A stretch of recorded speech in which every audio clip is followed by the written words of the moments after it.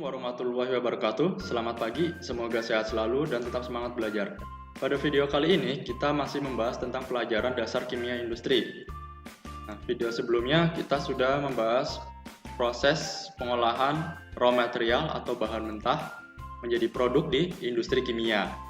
Nah, untuk membahas pengolahan di industri kimia ini, kita ingat kembali pelajaran kimia ya. Dasarnya kimia itu mempelajari tentang materi dan perubahannya, serta energi yang terlibat dalam perubahan materi tersebut. Materi sendiri kalau diartikan segala sesuatu yang mempunyai massa atau berat dan menempati ruang atau volume.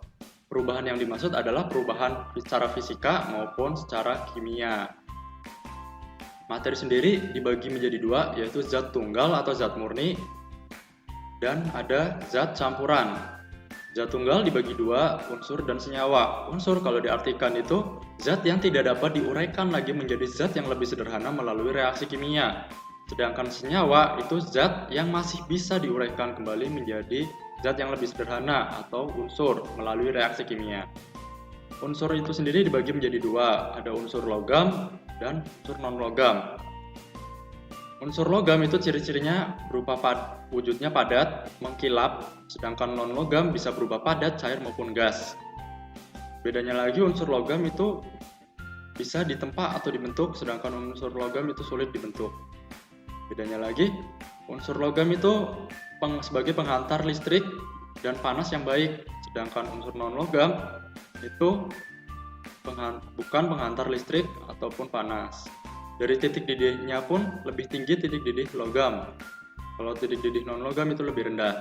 Nah, di antara unsur non-logam dan logam itu ada lagi sebenarnya unsur semi-logam. Itu sifatnya di tengah-tengah antara logam dan non-logam.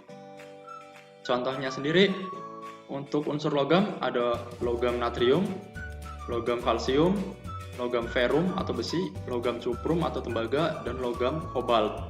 Untuk contoh unsur non-logam, ada karbon, ada hidrogen, ada gas oksigen, ada bromin, ada oksigen juga. Nah, di sini ada sama-sama oksigen ya, satunya O tanpa angka, satunya O2. Bedanya kalau O yang tanpa angka ini dalam bentuk atom, berarti unsur atom. Kalau O2 berarti unsur dalam bentuk molekul atau kita sebut molekul unsur. Kemudian senyawa. Senyawa juga dibagi dua, ada senyawa organik, ada senyawa anorganik. Senyawa organik itu biasanya berasal dari makhluk hidup. Kalau anorganik biasanya berasal dari mineral. Nah, ciri-ciri senyawa anorganik biasanya ada karbon, ada unsur hidrogen dan oksigen ya. Karena biasanya senyawa organik itu terdiri dari unsur karbon ya. Contohnya di sini ada C12, H22, O11 atau sering kita kenal dengan sukrosa. Senyawa organik yang berasal dari tumbuhan, buah-buahan ya. Kemudian contoh kedua ada C2H5OH atau senyawa alkohol, etanol, etil alkohol.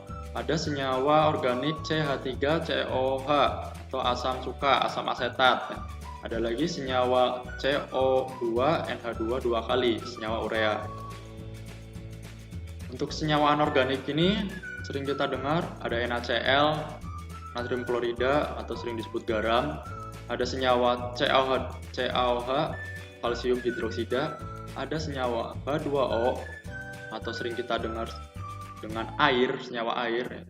Ada senyawa karbon monoksida, ada senyawa karbon dioksida. Nah, di sini di contoh senyawa anorganik ada CO, di contoh senyawa unsur logam juga ada CO. Nah, bedanya CO di unsur logam ini O-nya kecil, berarti dia masih dalam satu kesatuan satu unsur ya, unsur kobalt. Sedangkan di contoh senyawa anorganik ini C-nya sendiri, O-nya sendiri. Karena O-nya O besar ya. C di sini maksudnya karbon, O-nya oksigen ya. Jadi senyawa anorganik ini terdiri dari karbon dan oksigen. Beda dengan CO tadi adalah unsur kobalt. Sekarang campuran. Campuran itu sendiri gabungan dari unsur dan unsur atau gabungan dari unsur dan senyawa atau gabungan dari senyawa dan senyawa. Nah, senyawa campuran ini dibagi menjadi dua, ada campuran homogen, ada campuran heterogen. Kalau campuran homogen berarti campuran itu homo atau kelihatan sejenis, kelihatan sama. Sedangkan heterogen campurannya jelas terlihat berbeda. Nama lain dari campuran homogen itu adalah larutan ya. Sedangkan campuran heterogen ini dibagi menjadi dua, ada suspensi dan koloid. Bedanya, kalau suspensi itu secara kasat mata jelas berbeda ya. Contohnya air dan pasir ketika dicampurkan, pasirnya akan mengendap, airnya di atas ya, sangat jelas berbeda. Kalau contoh dari koloid, ini susu ya, dia secara kasat mata kelihatannya sama, tapi kalau dilihat menggunakan mikroskop itu sangat jelas berbeda, kelihatan berbeda.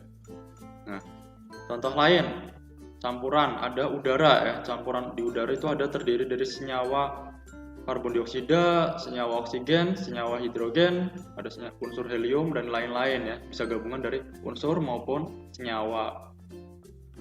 Udara ini masuknya larutan ya, karena dia campuran homogen, kelihatannya sama.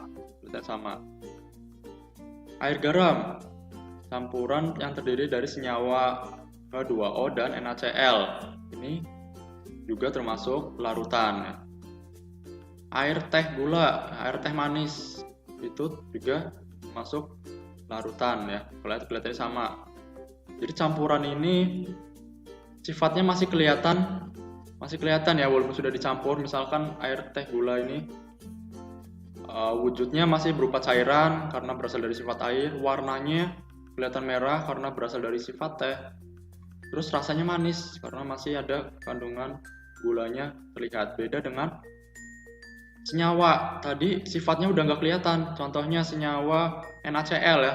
Na ini logam yang sangat reaktif dan mudah meledak, sedangkan Cl ini gas yang busuk baunya ya.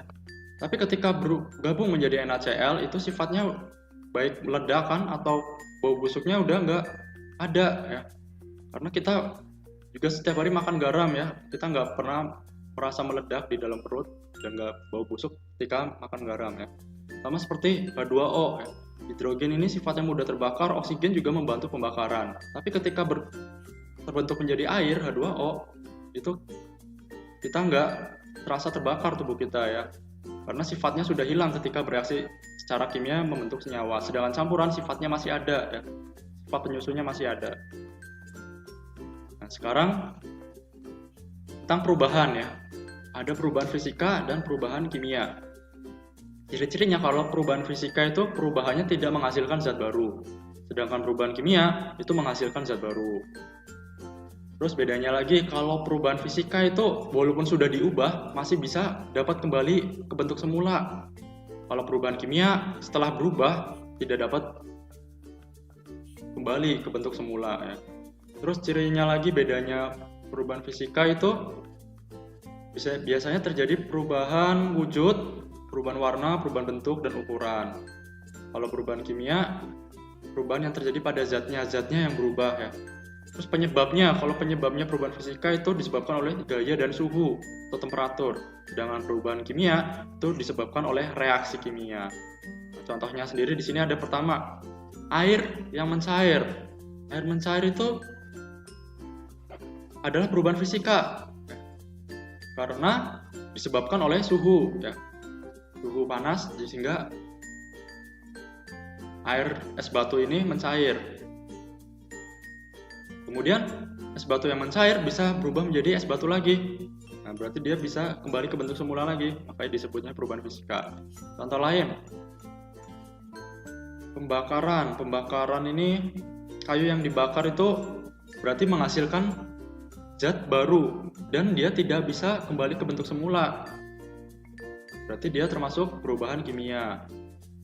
Kemudian apel yang membusuk. Nah, dia busuknya tidak bisa berubah menjadi apel segar, berarti dia perubahan kimia. Contoh di sini ada besi yang berkarat. Karatnya nggak bisa kembali menjadi bentuk besi yang utuh lagi karena sudah bereaksi dengan oksigen, makanya disebut perubahan kimia. Kalau di sini ada contoh kayu yang berubah menjadi meja. Ya. Penyebabnya biasanya karena gaya, ditekan, ya, dikecilkan, ya, dipotong. Itu berarti perubahan fisika. Kemudian air mendidih ya, yang wujudnya awalnya cairan berubah menjadi uap air, itu penyebabnya adalah suhu. Dan dia bisa berubah lagi menjadi air lagi, ya berarti perubahan fisika. Jadi di proses industri kimia ini sangat tergantung pada perubahan fisika dan perubahan kimia, serta tergantung pada proses penggabungan atau penyatuan suatu zat dan pemisahan suatu zat atau separasi, sehingga bisa menghasilkan produk yang diinginkan. Sekian materi yang bisa saya sampaikan untuk pertemuan kali ini pada mapel dasar kimia industri. Makasih atas perhatiannya. Kalau ada pertanyaan silakan di Classroom, YouTube, atau WhatsApp boleh. Assalamualaikum warahmatullahi wabarakatuh.